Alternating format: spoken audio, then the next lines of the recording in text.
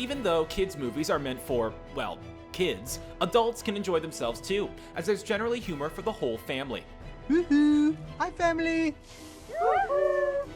A lot of times, the humor and messages go right over the kids' heads. Sometimes even the parents don't have a clue what's really going on, so check out this list we've compiled. Before we get started, hit that red subscribe button. In doing so, you'll join our notification squad and be the first to know about our latest videos. And can you guess which films these emojis are referencing? Stay tuned to find out shortly following the video. If you please, I am Dorothy, the small and meek. The Wizard of Oz, 1890s America. The Wizard of Oz is one of the classic films here in America, and turned a lot of heads when it was released in 1939 due to using color instead of it being in all black and white. Even though the MGM classic was released in 1939, some analysis puts its roots in an even earlier era. This hidden message may throw you for a loop. The yellow brick road is supposed to represent the gold standard monetary system, which poor Midwestern farmers, portrayed by the Scarecrow, blamed for turn of the 20th century deflation that kept the cost of their loans high. The fake wizard is a proxy for the Eastern banker Nemesis, who sees the profits, while Dorothy resembles the American public by blindly following a false path to wealth and riches represented by the Emerald City. The Tin Man embodies all of the impoverished industrial workers. The Cowardly Lion would be those who want to stand up for what they think is right, but don't have the courage. No one's thought about what the Munchkins or anyone else represents. Maybe you can fill us in? Well, a pretty interesting hidden message, wouldn't you say? Have you heard of this explanation before? If you guys don't want to work, why don't we play a game? A game? What sort of a game? What are the rules? The Brave Little Toaster, Christian Suffering. The 1987 animated classic, The Brave Little Toaster, follows a group of dated appliances who find themselves stranded in a summer home that their family just sold and decide to seek out their 8-year-old master. While on the surface it's nothing but a fantasy, it has a dark underlying theme of abandonment, adolescence, and loneliness. There could be another message that went right over your head as well. Let us explain. The theory proposes that the toaster and his friends are really lost souls aiming to win back God's grace with their intense suffering. After all, they're all alone in the woods and don't have their master around. Plus, they have a horrifying trip to the junkyard. In the end, they're finally reunited with him at his swanky new apartment, otherwise seen as heaven. Wow, have you ever thought of this scenario before now? If you haven't seen the film, you should give it a watch. Maybe see what you think given the perspective we just shared with you. It's definitely an exciting, strange, and wild adventure that the appliances embark upon. If you didn't know, the film was originally set to be directed by John Lasseter, who wanted to use hand-drawn animation as well as CGI for the characters, which would have made it the first movie to attempt that. I didn't know where your office was, so I asked the newsboy. He didn't know, so I asked the fireman, the greengrocer, the butcher, the baker. They didn't know. But the liquor store guy, he knew. Who Framed Roger Rabbit? Racial Segregation. Who Framed Roger Rabbit is definitely one of the classics from the 1980s. It was also the first film to include live action and animated characters. Pretty cool stuff. Now, the secret message in this one gets kind of dark, so be prepared. Come on, Eddie, let's get this over with. Who Framed Roger Rabbit has allusions to racism in America, if you didn't put two and two together before today. If any of you have read the book, Who Censored Roger Rabbit, which the film was based on, it should come as no surprise. Remember, the Toons, which resembles an outdated racial slur, are forced to live in their own segregated part of town. Judge Doom, played by Christopher Lloyd, can be seen as an Uncle Tom type figure, a Toon in disguise who's bent on terrorizing Roger and his friends. In case you haven't seen Who Framed Roger Rabbit, it's a noir-style film which follows a private eye, Eddie Valiant, whose glory days come to a halt when a Toon kills his brother, and he tries to figure out why Toon star Roger Rabbit is framed for the murder. Check it out if you haven't. I'll sell my invention so that everyone can be superheroes. Everyone can be super. The Incredibles. Randian philosophy. Most of us know that The Incredibles is an exciting, funny, and awesome movie from Pixar that follows a family of superheroes. What you may not have known is that the film makes tons of allusions to Randian philosophy.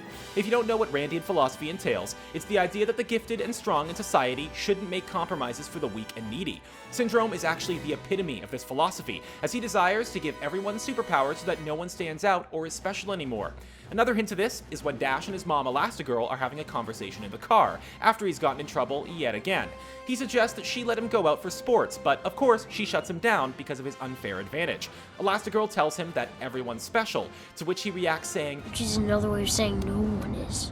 Yet another clue is when Mr. Incredible is holding up the orb-like robot on his shoulders like Atlas holding up the world. This is supposed to be a reference to Rand's book entitled Atlas Shrugged, which was released in 1957 and considered to be her magnum opus in fiction writing.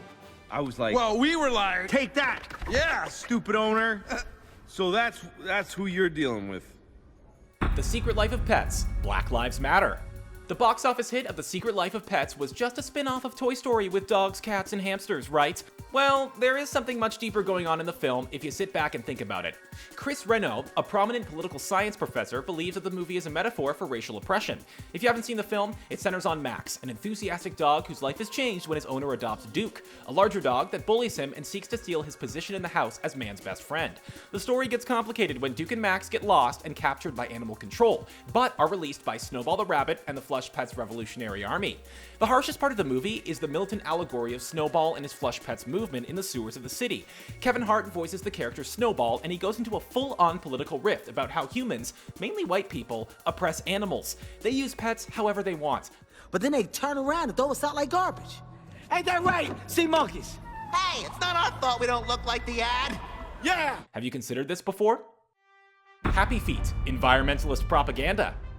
To most people, Happy Feet, which won an Oscar back in 2006, was a fun, family-friendly movie about a bunch of lovable emperor penguins whose lives are changed when they learn how to dance.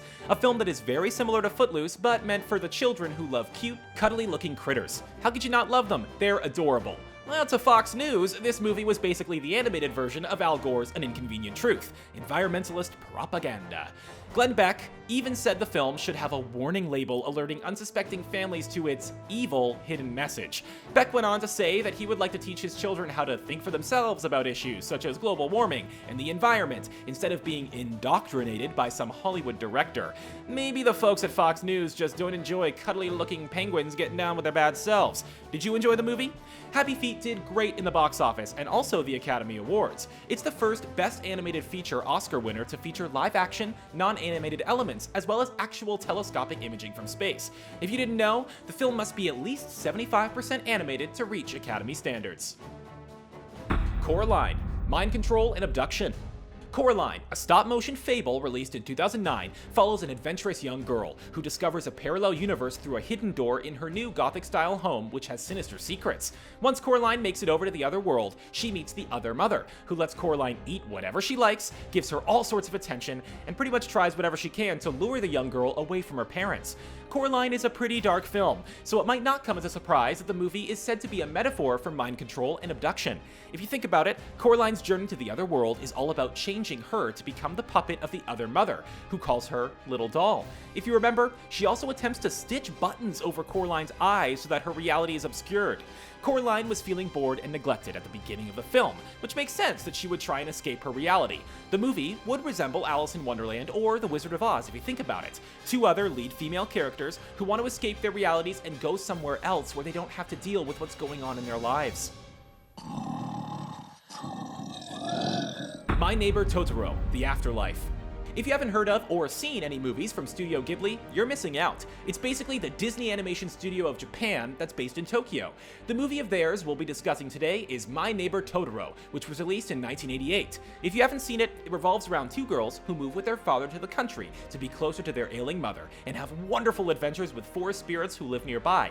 If you have seen it, did you ever take the time to think about the meaning behind the film? Especially since not everyone can see the spirits like Mei and Satsuki.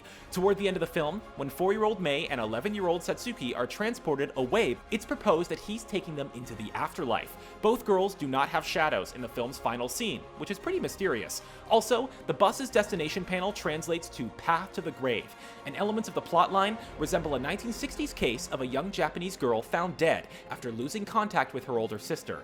Creepy indeed. What do you think about this hidden message? The Lego Movie, Capitalism.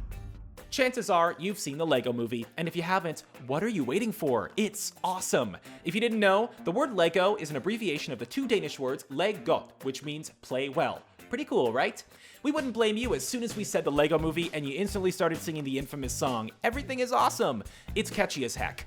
While watching the movie, you may have been too focused on laughing at the jokes and checking out all of the things that are made of Legos to figure out the hidden meaning behind the movie. If you didn't notice when watching the movie, all the inhabitants of the city blindly embrace a consumer-driven lifestyle, probably because it's just so awesome, right? Everyone enjoys overpriced coffee, eating out at chicken restaurants, and watching episodes of the idiotic sitcom Where Are My Pants? The main character, Emma Emmett Brakowski, takes us through the whole list of everything you're supposed to do, which includes enjoy popular music, drop off your dry cleaning before noon, read the headlines, drink overpriced coffee, and never forget to smile. After all, you don't want the evil tyrant Lord Business cracking down on you. No one is getting married. Wait, what? May I talk to you, please? Alone? Frozen. Queen Elsa's in the closet. It's still kind of crazy to think about how much Disney's Frozen impacted the world. We still can't let it go and get the Toons out of our heads. Unless you've been living under a rock, you've probably seen the film for yourself. There may be a hidden message within Frozen that went over all of our heads. In 2016, there was a trending Twitter hashtag, Give Elsa a Girlfriend, when fans called upon Disney to reveal the character as a lesbian in Frozen 2. There's no real proof that Elsa's gay, other than the fact that we don't see her expressing interest in any of the male characters, unlike her sister, Anna, who's completely smitten by Prince Hans from the second they meet. Now, we all know that the Princess of Arendelle spends the majority of the movie hiding the fact that she has magical powers. Could it be that she's hiding much more than that? It would be very progressive if Disney does reveal its first openly gay princess in the sequel. How would you all feel about this? Do you think this is just some crazy fan theory, or could this be the real deal? We guess only time will tell. Well, that's all we have for you today. Did any of these stand out to you? Which one was your favorite? Can you think of any more we didn't mention? Don't forget to like this video and leave your comments in the comment section below. Oh, and the answer to the movie emoji quiz is? Well, did you get it right? Let us know. From all of us at Screen Rant, thanks for watching.